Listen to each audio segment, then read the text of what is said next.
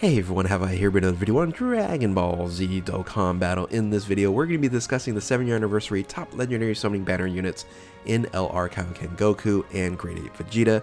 So with that, if you're new to my channel, like, subscribe, comment below, do all that good stuff. Let's go ahead and dive right in. So these units, the details all came out really early for me at 3 o'clock in the morning. I was fast asleep, but I still wanted to make this video for you to give you guys my thoughts and reactions to these units here, because for me, it's an interesting choice. I know the 7-year anniversary is about the celebration of Goku and Vegeta. However, they could have chosen so many different options, and I truly believe the Saiyan Saga deserved its own Dokkan Festival exclusive celebration and not just these LRs, which, hey, you know what? I'll take what I can get for now in getting some Saiyan Saga LRs, but in accordance to the team builds for the dual Dokkan Festival exclusive of the Super Saiyan 4 LR Goku and the Gods, it doesn't make any sense that these units, they don't correspond with those teams. So unless the Saiyan Day is going to have a Saiyan Saga celebration, I don't know why they're actually having these two units at this moment in time. Now, every single saga has its own Dokkan Festival exclusive celebration except for Saiyan Saga. I don't know why. It's my favorite saga, and it makes me sad that they're not celebrating the beginning of Dragon Ball Z here in this saga. So anyway, that's my little quick rant before we go into the details of the units. Let's first look at the card arts, and I'll tell you what, they look fantastic. The Vegeta looks like especially the background there, it looks like the free-to-play Goku that you're getting when version Z came out. So it's not too amazing. Like if you put side by side with I should have did that and brought the Goku, the free-to-play one, on there, but the Kaio-Ken times 3 into basically pretty close to shooting out Kaio-Ken times 4 here, Kamehameha Goku, that looks incredible. So very, very sharp, and Dokkan's always great on LR card arts here. So let's look at the Kaioken Goku first for the details here. And the SSR art, TUR, not as good as the LR, of course. But, and oh, shout outs to the homie Goresh for the translations, as usual. Let's go ahead and make it bigger. Here we go. So Goku Kaioken battle with one's limits. As expected, this was going to be a dual category 150% leader skill, because non-Dokkan Festival exclusive LRs are always a step behind Dokkan Festival exclusive LRs, and right now we're at the 200% meta. He's going to be at 150, and it's going to be 150 probably for some time. I hope they actually make these the next batch or the next generation of non-Dokkan Festival exclusive LRs as 170 or 177, and that will correspond to LR Goku and Frieza, right? And that unit's been around for so long at 177%, but that would make these upcoming non-Dokkan Festival exclusive LRs more relevant. But anyway, leader skills, all out struggle, final trump card at 150. We don't have a 170% final trump card yet, so interesting that they're providing us another final trump card at 150% leader skill. So super attack is 12 key. Kaio-Ken attack raises attack and defense for 1 turn and causes mega colossal damage to him, which is great. Very nice benefit to have a 12 key mega colossal, but this unit in of itself, it's going to be tough to get a 12 key super attack off. It's easier going to be getting off an 18 key. So they really should have provided a Kaio-Ken mechanic in a Kaioken Goku. The old AGL Kaioken Goku here started off with that attacking stack ability, and they should have just did that here. Should have been raises attack unconditionally and then raises defense for 1 turn when it causes mega colossal damage. I mean, that would have made sense to me. Now the 18 key, 4 times Kaioken Kamehameha, massively raises attack and defense for 1 turn, causes mega colossal damage to enemy, and then you have a 4% sustaining HP damage. I'm not a huge fan of basically hurting yourself and reducing your HP per super attack. I understand why on this unit here with the active skill, but I don't know. It's like the full power strength Frieza there. Don't know why they end up doing that. Well, that's with a passive skill. It makes a little bit more sense. But anyway, That's the 18 key, which you're going to get off way more than the 12 key with this unit here, due to the fact that you're going to get a bunch of plus the key and the passive skill. Now, the 7-year anniversary, of course, has the brand new mechanic in the entry animation. So for a certain condition, you're going to get a boost here. In this case scenario, if you're going to be fighting a Vegeta enemy, you're going to get +3 to ki and attack 70%. That's a really, really powerful buff. Unfortunately, you're not going to fight too many Vegeta, units, enemies on a consistent basis. It would have been nice to see like a Vegeta family. Of course, you have the legendary Vegeta event, which is going to be a full Vegeta battle. But besides that, I think Vegeta family would have been nice to have expanded the opportunity to use this unit even more, except for fighting a Vegeta. But anyway, attack and defense 100%. That's the base boost there.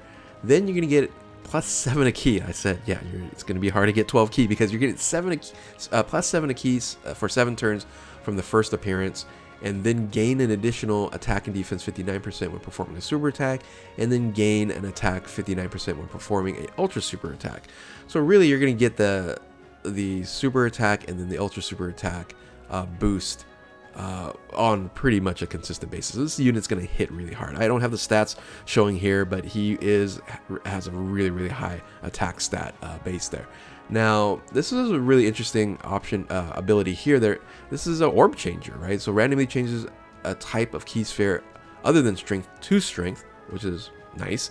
And then you're going to get a chance to perform a critical hit, or a high chance to perform a critical hit, which 50% chance. So the question is, do you do a additional on this? Because if you're going to do, actually, the nice thing about it is the additional on this, you're not going to reduce your HP. So yeah, I guess you're going to really boost up the additional since you already have a 50% crit chance hit on here. Now, this does have an active skill here, the energy accumulated spirit bomb. This is the rebound with Gohan, with Krillin throwing the spirit bomb and then Gohan rebounding this. You're able to use this when HP is 59% or below, which is not a bad condition there. And then you're just going to have a temporary greatly raises attack and causes ultimate damage and stuns the enemy for 1 turn. So could be very useful in difficult events like Super Battle Royale and things of that nature. So links here: Kamehameha, Saiyan Lineage, Over the Flash, Z Fighter, Shocking Speed, Shattering the Limits. Okay, and legendary power.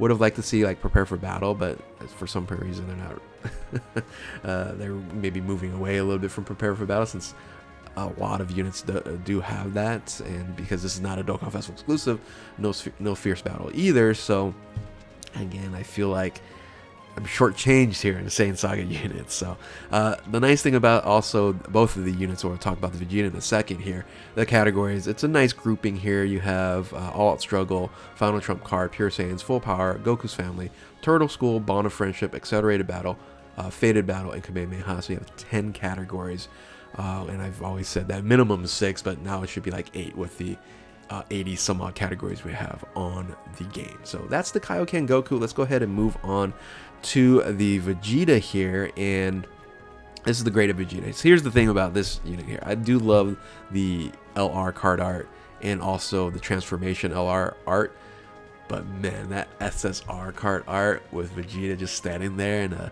kind of a angled look, that looks great. So I really, really like the SSR card art versus even the LR. So happens a lot with LR units, and no exception to this one here. So let's go ahead and look at the details here.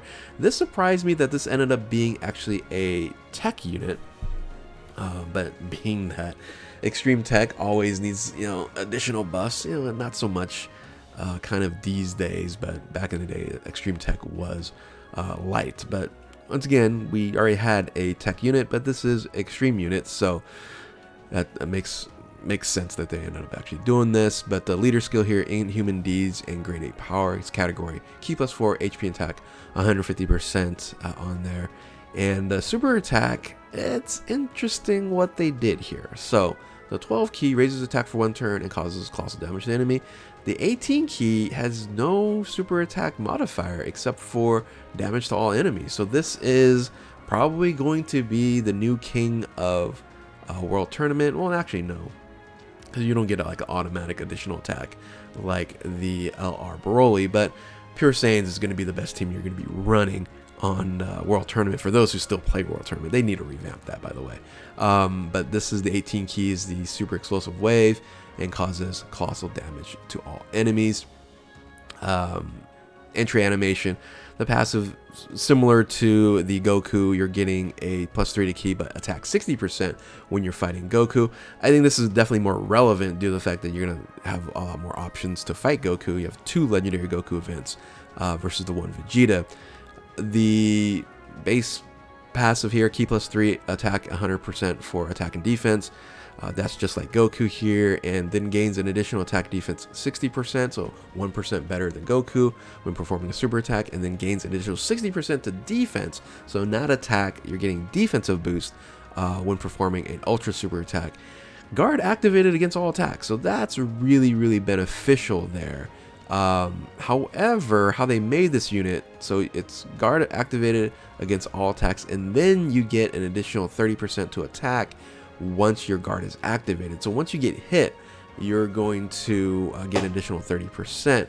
So it really is not beneficial unless you're in slot 1, but because you're getting your defensive boost after super attack, slot 1's going to be risky, especially if you get supered on the first attack. Now if you get like a normal attack in and then someone supers you afterwards, you're going to tank very nicely because you have that guard there. But then you're going to hit a lot harder with that 30% as well. So anyway, interesting how they kind of built that. So active skill is the Grade 8 transformation. I would have liked to see just more of an attack versus a transformation. I'm not a huge fan of, you know, Grade 8 transformations here, but you're able to actually use this when HP is 40% or below. The nice thing about this, which I'm not showing here, but when you transform into Great Ape, I think it was back here, I just don't have it.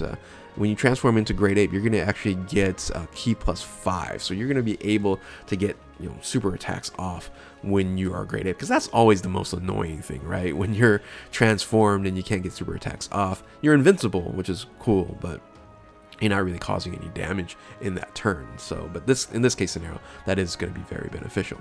Now, Link's is Saiyan Warrior Race, Royal Lineage, over 9,000, Giant Transformations, Saiyan Roar, Shattering Limit, and Legendary Power. Again, that Shattering Limit kind of bothers me, but understandable. You have a lot of non-Dokkan Festival exclusive LRs with Shattering Limit. But categories, another, again, nice benefit here. You have Inhuman Deeds, Giant 8 Power, Pure Saiyans, Dragon Ball Seekers. That's, finally, they add a unit that was seeking for the Dragon Balls. Getting the Dragon Ball Seekers, so many units that are omitted there. So Vegeta's Family, Terrifying Conquerors, Space Traveling Warriors, Gifted Warriors, Planetary Destruction, Accelerated Battle, Fated Battle, Giant Transformation, and Final Trump card.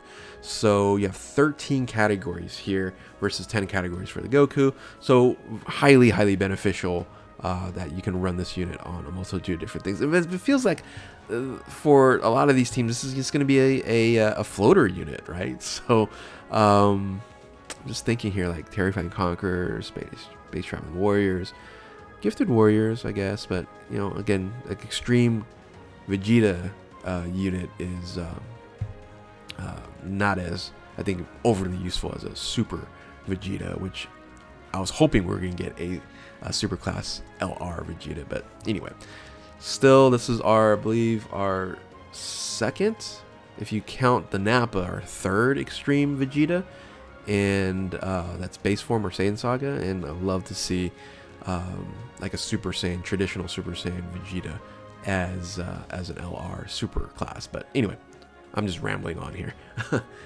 These two units, interesting. Again, it doesn't make any sense that they ended up choosing the Saiyan Saga for the team builds for the 200%, which is movie heroes, GT heroes, Power Beyond Super Saiyan, which of course they're not even at that level in this saga here, and then the Fuse Fighters.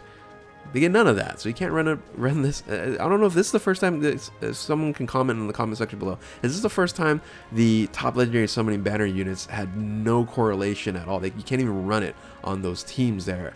I don't think they've recently have done that. Usually it has been some sort of correlation, especially in anniversaries, like last year in the 7-year anniversary and the 6-year anniversary with Universal Survival Saga, or I'm sorry, Representative Universe 7. So anyway, still rambling on here. Let me go ahead and finish that off. Let me know what you guys think of these Type of Legendary Summoning Banner units.